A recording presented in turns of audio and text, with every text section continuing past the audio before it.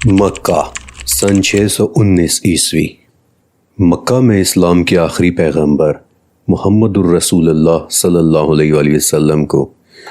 اپنی دعوت کا اعلان کیے ہوئے 9 سال گزر چکے ہیں، اور آج رات یہاں مکہ میں بڑے بڑے سرداروں کی ایک میٹنگ ہو رہی ہے کہ جس میں اس وقت 7ویں صدی عربیہ کا شاید سب سے اہم موضوع زیر گفتگو ہے۔ اس میٹنگ میں موجود ایک بہت سینئر سردار عمرو بن حشام کہتا ہے کہ ابو طالب بہت بیمار ہیں اور مجھے لگتا ہے کہ اب ان کا آخری وقت قریب آ چکا ہے۔ مجھے لگتا ہے کہ اب ہمیں چل کر ان سے بات کرنا ہوگی کہ جاتے جاتے وہ ہمارے اور محمد کے درمیان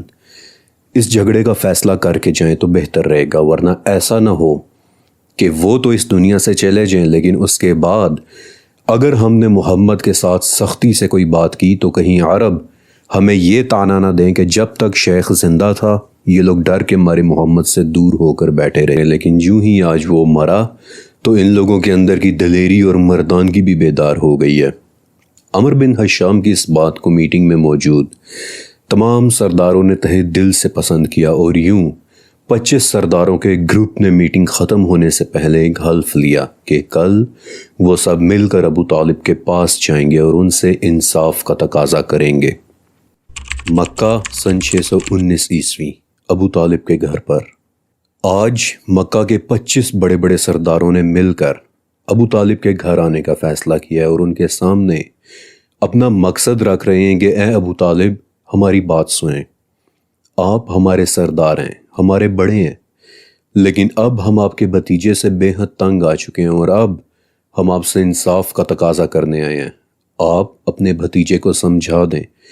کہ وہ خود جس مرضی کی چاہے عبادت کرے لیکن ہمارے معبودوں کے لیے ایک لفظ بھی نہ بولے۔ ان لوگوں کی نہ ختم ہونے والی شکایات سن کر ابو طالب اپنے غلام کو کہتے ہیں کہ جاؤ اور جا کر محمد کو بلا کر لاؤ۔ غلام جا کر نبی محمد صلی اللہ علیہ وآلہ وسلم کو بلا کر لاتا ہے، اور جب نبی دروازے میں داخل ہوتے ہیں تو اچانک عمرو بن حشام ایک بات نوٹس کرتا ہے کہ پورے گھر میں سردار بھرے ہوئے ہیں لیکن ابو طالب کے قریب ہی بیٹھنے کی ایک جگہ ابھی بھی خالی ہے۔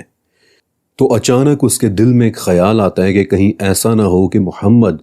اس جگہ پر بیٹھ جائے اور چچا کے دل میں اپنے بھتیجے کی محبت جاگ جائے اور یوں کہیں وہ ہماری بات ہی سننے سے انکار نہ کر دے، لہٰذا فوراً عمرو بن حشام بھاگ کر اس خالی جگہ میں بیٹھ جاتا ہے اور محمد الرسول اللہ صلی اللہ علیہ وسلم کو اس کمرے میں بیٹھنے کے لیے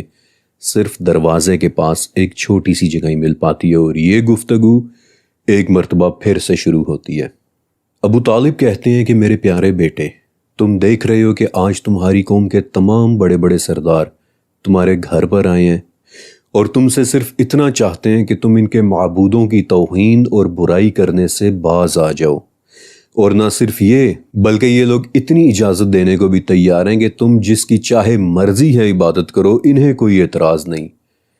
اس پر محمد اپنے چچا کو کہتے ہیں کہ چچا جان، کیا میں انہیں اس سے بھی بہتر ایک بات بتاؤں؟ اور تمام سرداروں نے مڑ کر آپ کی طرف دیکھا کہ پتہ نہیں اب محمد کیا کہنے والے ہیں، اور نبی علیہ السلام نے اپنی بات جاری رکھی کہ اگر تم نے میری وہ بات مان لی کہ جو میں کہنے والا ہوں تو نہ صرف عرب بلکہ پورا عجم تمہارے سامنے جھک جائے گا۔ تو عمرو بن حشام تیزی کے ساتھ کھڑا ہوا اور بولا کہ محمد پہیلیاں مت بجھواؤ، صاف صاف کہو کہ تم کیا کہنا چاہتے ہو۔ اور تب آپ علیہ السلام نے بآواز بلند فرمایا کہ لا الہ الا اللہ، اور آپ کا اتنا کہنا تھا کہ 25 کے 25 سردار غصے میں کھڑے ہو گئے اور کہنے لگے کہ محمد تمہاری اسی ایک بات سے تو ہمیں اختلاف ہے، تم اپنے اسی مطالبے سے تو پیچھے ہٹنے کو تیار نہیں ہو، تم جو چاہو گے ہم کہنے کو تیار ہیں، تم ایک کلمے کا تقاضا کرتے ہو تو ہم 10 کلمے کہنے کو تیار ہیں، لیکن وہ یہ کلمہ کبھی نہیں ہو سکتا۔ اور پھر محمد نبی نے جواب دیا کہ تو پھر اس کلمے کے علاوہ تم میرے ہاتھ پر سورج اور چاند بھی لا کر رکھ دو تو مجھے اس کی کوئی پرواہ نہیں ہے، اس کلمے کے سوا میں تم سے کبھی کچھ اور نہیں مانگ سکتا۔ اور یوں سرداروں سے بھرے ابو طالب کے اس گھر میں آوازوں کا ایک طوفان برپا ہو گیا کہ محمد تمہارا تو ارادہ ہی کچھ اور ہے، تم ہم سب کو چھوڑ کر صرف ایک اپنی بات منوانا چاہ رہے ہو، نہ ہم نے اپنے آپ میں یہ وتیرہ دیکھا ہے اور نہ ہی نصرانیوں میں یہ طریقہ دیکھا ہے یہ تمہارا کیسا خدا ہے کہ جو کسی اور کو نظر ہی نہیں آتا؟ نہیں، بلکہ تم چاہتے ہی ہو کہ تم سب کو پیچھے کر کے اکیلے اس شہر پر سرداری کرو۔ اور یہ کہتے ہوئے 25 کے 25 سردار غصے میں بھرے اپنے کپڑے جھاڑتے ہوئے ابو طالب کے گھر سے واپس چلے گئے۔ اور تب سورہ صاد کی 4تھی آیت نازل ہوئی کہ کافروں کو اس بات پر تعجب ہوا کہ ان میں انہی کے درمیان سے ایک ڈرانے والا شخص آ گیا، اور وہ کہنے لگے کہ یہ تو ہے ہی جھوٹا اور جادوگر۔ لیکن کون ہے اللہ کے جس کے انکار پر یہ 25 کے 25 لوگ تلے ہوئے تھے؟ بسم اللہ الرحمن الرحیم۔ السلام علیکم، میرا نام فرقان قریشی ہے، اور آج میں آپ کو اپنے ساتھ ایک بہت ہی خاص محفل میں لے کر جانے والا ہوں۔ میری ٹائم مشین میں بیٹھ کر ایک 5th ڈیمینشنل بینگ کی طرح وقت میں پیچھے سفر کرتے ہوئے آج ہم 8ویں صدی کے عربیہ میں جائیں گے، کیونکہ ابھی جو ہم نے وٹنس کیا وہ ایک بہت ہی انٹینس محفل تھی کہ جس کے بعد اسلام کے آخری نبی محمد رسول اللہ صلی اللہ علیہ وآلہ وسلم اور مکہ کے سرداروں کے درمیان ایک شدید اور ایک طویل لڑائی کا آغاز ہو گیا تھا۔ لا الہ الا اللہ پر لڑائی، نہیں کوئی معبود سوائے اللہ کے اوپر لڑائی۔ اور آج میں آپ کو ایک ایسی محفل میں لے کر جانے والا ہوں کہ جہاں ایسے لوگ موجود ہیں کہ جو ہمیں اس اللہ کا تعارف کروانے والے ہیں کہ جس کا ذکر لا الہ الا اللہ میں ہے۔ اس محفل میں بیٹھنے والے لوگ تابعین کہلاتے ہیں، یعنی کہ ان عظیم لوگوں کے ڈائریکٹ سٹوڈنٹس کہ جنہیں صحابہ کرام کہتے ہیں، وہ لوگ کہ جنہوں نے نبی محمد صلی اللہ علیہ وآلہ وسلم سے ڈائریکٹ اللہ کے متعلق علم سیکھا تھا۔ اور آج تابعین کی جس محفل کو ہم اپنی ٹائم مشین میں بیٹھ کر اور وقت میں پیچھے جا کر اٹینڈ کرنے والے ہیں، آج اس محفل کا موضوع ہے لا الہ الا اللہ۔ دسمبر 987 عیسوی، تابعین کی ایک مجلس، بغداد۔ آج بغداد کے اس گھر میں ایک بہت خوبصورت محفل ہو رہی ہے کہ جس میں اسلام کے بڑے بڑے نام موجود ہیں، بڑے بڑے شیوخ موجود ہیں۔ اور آج ہم اس محفل میں بیٹھ کر سیکھیں گے کہ کون ہے اللہ۔ ان شیوخ میں سے 2 لوگوں کے نام ہیں امام بہقی اور امام ابو شیخ رحمۃ اللہ علیہ۔ ان دونوں شیوخ نے 2 مختلف صحابہ انس بن مالک رضی اللہ تعالیٰ عنہ اور ابی ابن کعب رضی اللہ تعالیٰ عنہ سے سیکھا ہے۔ اور یہ دونوں فرماتے ہیں کہ ایک مرتبہ خیبر کے کچھ یہودی نبی کریم صلی اللہ علیہ وآلہ وسلم کے پاس آئے اور بڑے عجیب انداز میں پوچھا کہ یا ابو القاسم، اللہ نے فرشتوں کو تو حجاب کے نور سے پیدا کیا ہے، یہ ہمیں معلوم ہے۔ آدم کو گوندھی ہوئی کھنکھناتی مٹی سے پیدا کیا ہے، اس کا بھی ہمیں علم ہے۔ ابلیس کو دہکتی ہوئی آگ کے شعلے سے، آسمان کو دھوئیں سے اور زمین کو پانی کی جھاگ سے پیدا کیا ہے، یہ تو ہم سب جانتے ہیں۔ لیکن تم یہ بتاؤ ابو القاسم کہ اللہ کو کس نے پیدا کیا ہے؟ ہمیں یہ تو بتاؤ کہ وہ اللہ دیکھنے میں کیسا ہے؟ ہم بھی تو جانیں کہ اس کی شکل و صورت کیسی ہے، اس کے بازو کیسے ہیں، اس کے ہاتھ کیسے ہیں، کیا وہ سونے سے بنا ہوا ہے ابو القاسم یا پھر سادہ پیتل سے؟ اس بات پر نبی کریم صلی اللہ علیہ وآلہ وسلم کو بے حد غصہ آیا، اور ابن منذر کہتے ہیں کہ قریب تھا کہ اللہ کی عزت کی خاطر آپ ان یہودیوں پر حملہ کر دیتے، لیکن آپ خاموش رہے کہ اسی وقت جبرائیل علیہ السلام وہی لے کر اترے کہ یا رسول اللہ، میں اللہ کی طرف سے آپ کے ان کو دینے کے لیے جواب لے کر آیا ہوں۔ اور تب جبرائیل نے یہ آیات تلاوت کی کہ قل هو اللہ احد اللہ الصمد لم یلد ولم یولد ولم یکن لہ کفوا احد۔ کہہ دو کہ اللہ ایک ہے، اللہ بے نیاز ہے، نہ وہ کسی کی اولاد ہے اور نہ ہی کسی سے وہ پیدا ہوا ہے، کوئی اس کا ہمسر نہیں، وہ بس اکیلا ہے۔ امام بہقی اور امام ابو شیخ کے بعد امام ابن زریس رحمۃ اللہ علیہ کھڑے ہو کر کہتے ہیں کہ سبحان اللہ، اس سورہ میں توحید کے ساتھ کسی چیز کی آمیزش ہے ہی نہیں، نہ اس میں دنیا کا تذکرہ ہے اور نہ ہی اس میں آخرت کا، نہ اس میں جنت کا ذکر ہے اور نہ ہی اس میں جہنم کا، بلکہ صرف اور صرف اللہ کی بڑائی ہے۔ اس سورہ کی گونج اللہ کے عرش کے گرد گھومتی ہے، اور یہ سورہ اپنے پڑھنے والے کا نام لے کر ذکر کرتی ہے، یہاں تک کہ اللہ اس شخص کی طرف اپنی نظر کرتا ہے، اور جب وہ اس پر اپنی نظر کرتا ہے تو کوئی عذاب اس شخص کو چھو کر بھی نہیں گزر سکتا۔ ایک مرتبہ پھر سے امام بہقی رحمۃ اللہ علیہ کھڑے ہو کر اپنے صحابی استاد انس بن مالک رضی اللہ تعالیٰ عنہ سے سیکھا ہوا ایک واقعہ سناتے ہیں کہ انس آپ علیہ السلام کے ساتھ ایک مرتبہ شام کی طرف گئے ہوئے تھے۔ تبوک کے مقام پر کہ ان لوگوں نے سورج کو اس طرح سے نکلتے ہوئے دیکھا کہ وہ بے حد چمکدار تھا۔ اس سے ایسی شعائیں نکل رہی تھی کہ جو انس کہتے ہیں کہ ہم نے اس سے پہلے کبھی نہیں دیکھی تھی۔ اس سے ایسی روشنی نکل رہی تھی کہ جو پہلے کبھی نظر ہی نہیں آئی تھی، انتہائی صاف اور شفاف چمکدار شعائیں۔ اور ابھی ہم یہ دیکھ ہی رہے تھے کہ آپ علیہ السلام کے پاس جبرائیل ایک مرتبہ پھر سے تشریف لائے اور دکھ دینے والی ایک خبر دی کہ یا رسول اللہ، مدینہ میں آپ کے ساتھی معاویہ ابن معاویہ مزنی وفات پا چکے ہیں۔ اور یہ سن کر آپ علیہ السلام بہت غمگین ہوئے، اور آپ کے غم کو دیکھ کر جبرائیل نے پوچھا کہ یا رسول اللہ، کیا آپ کو یہ بات خوشی دے گی کہ میں آپ کو ان کا جنازہ دکھا دوں؟ تو اللہ کے نبی نے فرمایا کہ ہاں۔ اور ابن زریس رحمۃ اللہ علیہ روایت کرتے ہیں کہ جبرائیل نے زمین پر اپنا پر مارا تو کوئی پہاڑ ایسا نہیں تھا کہ جو اس وقت نیچے نہ ہو گیا ہو، اور کوئی گھاٹی ایسی نہیں تھی کہ جو اس وقت اوپر نہ ہو گئی ہو، حتیٰ کہ زمین مکمل طور پر ہموار ہو گئی اور آپ علیہ السلام کو معاویہ ابن معاویہ کا جنازہ دکھائی دینے لگ گیا۔ اور کیا دیکھتے ہیں کہ جنازے کے پیچھے 12 لاکھ فرشتوں کی 2 صفیں کھڑی ہوئی ہیں۔ پھر آپ علیہ السلام نے ان کی نماز جنازہ ادا کی،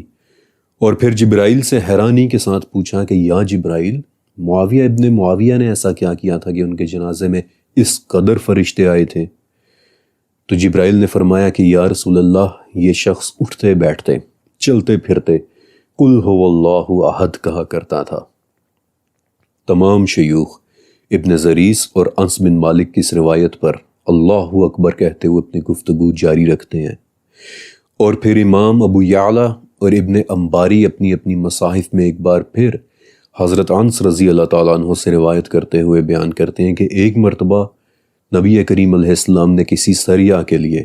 ایک چھوٹی سی دستی کو بھیجا، یعنی کہ ایک ایسی پیٹرولنگ پارٹی کہ جو دشمن کی نقل و حرکت کا جائزہ لینے کے لیے بھیجی جا رہی ہو۔ اس پارٹی میں ایک شخص ایسا بھی تھا کہ اسے باقیوں کو نماز پڑھانے کی ذمہ داری سونپی گئی تھی، لیکن وہ شخص ہر نماز میں صرف اور صرف قل هو اللہ احد پڑھایا کرتا تھا، یہاں تک کہ لوگ آپس میں اس کا مذاق اڑانے لگ گئے کہ شاید اسے سورہ اخلاص کے علاوہ کچھ اور آتا ہی نہیں ہے۔ جب یہ پارٹی اپنے مشن سے واپس آئی تو ان لوگوں نے اللہ کے رسول سے اس بات کی شکایت کی کہ یا رسول اللہ، ان صاحب نے تو ہمیں ہر نماز میں سورہ اخلاص پڑھائی ہے۔ تو اللہ کے نبی نے ان سے پوچھا کہ تم نے ایسا کیوں کیا؟ تو اس نے جواب دیا کہ یا رسول اللہ، پتہ نہیں کیوں، لیکن مجھے اس سورہ سے بڑی محبت محسوس ہوتی ہے۔ اور اللہ کے نبی نے مسکرا کر جواب دیا کہ اس سورت کی محبت نے تمہیں اللہ کی جنت میں داخل کر دیا ہے۔ دھیرے دھیرے اس محفل میں تمام شیوخ اپنی اپنی روایات بیان کرتے ہیں، اور ہم خاموشی سے ان عظیم سکولرز کی محفل میں بیٹھے ان سے سیکھے چلے جا رہے ہیں۔ بہترین وقت ہے کہ ہم ٹائم مشین کے ڈیسک پر رکھا اپنا قلم سنبھال لیں، کیونکہ لگتا ہے کہ اب یہ ہمیں اللہ کی وحدانیت کے متعلق اور بھی باتیں بتانے والے ہیں۔ امام سعید بن منصور کھڑے ہوتے ہیں اور کہتے ہیں کہ میں نے محمد بن منقدر سے سیکھا ہے کہ رسول اللہ صلی اللہ علیہ وآلہ وسلم نے ایک شخص کو دیکھا کہ وہ مسجد میں دور کھڑا بہت خوش لحانی کے ساتھ، ترتیل کے ساتھ، بہت خوبصورت آواز کے ساتھ قل هو اللہ احد پڑھ رہا ہے۔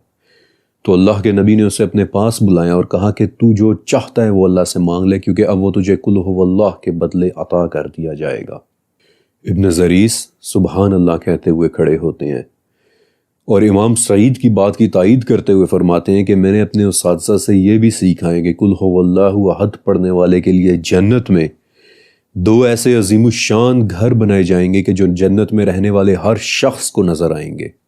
امام سمرقندی رحمۃ اللہ علیہ اپنے ہاتھ میں کتاب لیے کھڑے ہو کر فرماتے ہیں کہ میں نے اپنے استاد صحابی حضرت ابو ہریرہ رضی اللہ تعالیٰ عنہ سے سیکھا ہے کہ جس شخص نے گھر میں داخل ہوتے وقت قل هو اللہ احد پڑھ لیا، دھیرے دھیرے اللہ اسے اتنا مال عطا فرما دے گا کہ اس کے پڑوسیوں تک کو اس کے مال کی موجودگی محسوس ہونے لگ جائے گی، اور وہ اپنے ہاتھوں سے اپنے پڑوسیوں میں بانٹنا شروع کر دے گا۔ امام طبرانی رحمۃ اللہ علیہ کھڑے ہوتے ہیں اور وہ اپنے استاد جابر ابن عبداللہ سے ملی روایت بیان کرتے ہیں کہ جس نے ہر روز 50 مرتبہ قل هو اللہ احد پڑھ لی تو قیامت کے دن اس کی قبر پر ایک فرشتہ کھڑا ہو کر یہ پڑھے گا کہ اٹھ اللہ کی تعریف بیان کرنے والے اے شخص اٹھ، اور اٹھ کر جہاں سے چاہے جنت میں داخل ہو جا۔ امام ترمذی بھی اس محفل میں موجود ہیں، اور وہ بھی انس بن مالک رضی اللہ تعالیٰ عنہ سے اپنی روایت بیان کرتے ہیں کہ انس کہتے ہیں کہ ایک مرتبہ میں مسجد نبوی میں آپ علیہ السلام کے ساتھ بیٹھا ہوا تھا کہ ہم نے دیکھا کہ ایک شخص کھڑا قل هو اللہ احد کی صدائیں دے رہا ہے۔ ہم نے اسے دیکھا، آپ صلی اللہ علیہ وسلم نے بھی اسے دیکھا اور فرمایا کہ جنت اس شخص پر واجب ہو چکی ہے۔ میں نے حیرانی کے ساتھ آپ کی طرف دیکھ کر پوچھا کہ کیا واقعی؟ تو آپ نے دوبارہ فرمایا کہ ہاں، جنت اس پر واجب ہو چکی ہے۔ تمام شیوخ اپنی آنکھوں سے آنسو صاف کرتے ہوئے ہمیں سکھانے کے لیے، ہمارے لیے اپنی اپنی روایات بیان کرنا جاری رکھتے ہیں۔ اس محفل میں امام ابن نجار رحمۃ اللہ علیہ اپنی تاریخ کی کتاب ہاتھ میں لیے کھڑے ہو کر حضرت علی رضی اللہ تعالیٰ عنہ سے روایت بیان کرتے ہوئے فرماتے ہیں کہ اگر کسی نے اپنے گھر سے دور جانا ہو اور وہ اپنے گھر کی چوکھٹ پر کھڑا ہو کر 11 مرتبہ قل هو اللہ احد پڑھ لے تو جب تک وہ واپس نہیں آئے گا تب تک اس کے گھر کی نگہبانی اللہ خود کرے گا، اور جس نے اسے 30 مرتبہ پڑھ لیا اس دن پوری دنیا میں اس سے بہتر شخص اور کوئی نہیں ہونا سوائے اس کے کہ جس نے اسے 30 مرتبہ سے زیادہ دفعہ پڑھ لیا ہو، اور جو اسے 1000 مرتبہ پڑھ لے گا وہ تب تک نہیں مرے گا کہ جب تک جنت میں اسے اس کا اپنا گھر نہ دکھا دیا جائے۔ ان تمام شیوخ کی روایات کے بعد حضرت امام بخاری رحمۃ اللہ علیہ کھڑے ہو کر اپنی کتاب صحیح بخاری سے ایک حدیث روایت کرتے ہیں کہ تکلیف دینے والی باتوں کو سنتے ہوئے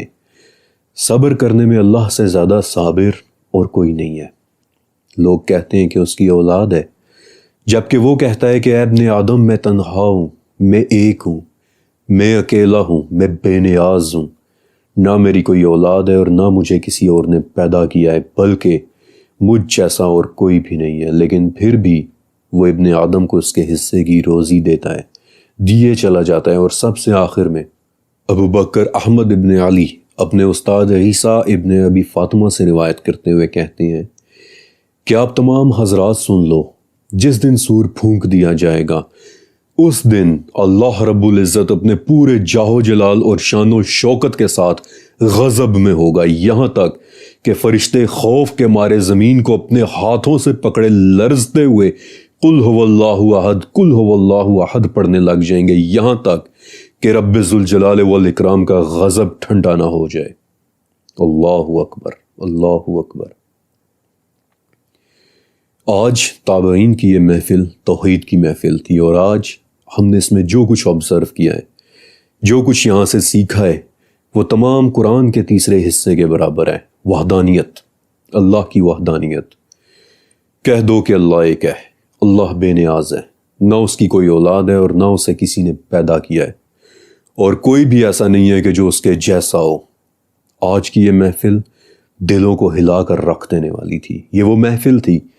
کہ جس کا پیغام دینے کے لیے نبی علیہ السلام نے ابو جہل کے ساتھ آئے 25 سرداروں کو کہہ دیا تھا کہ تم لوگ چاہے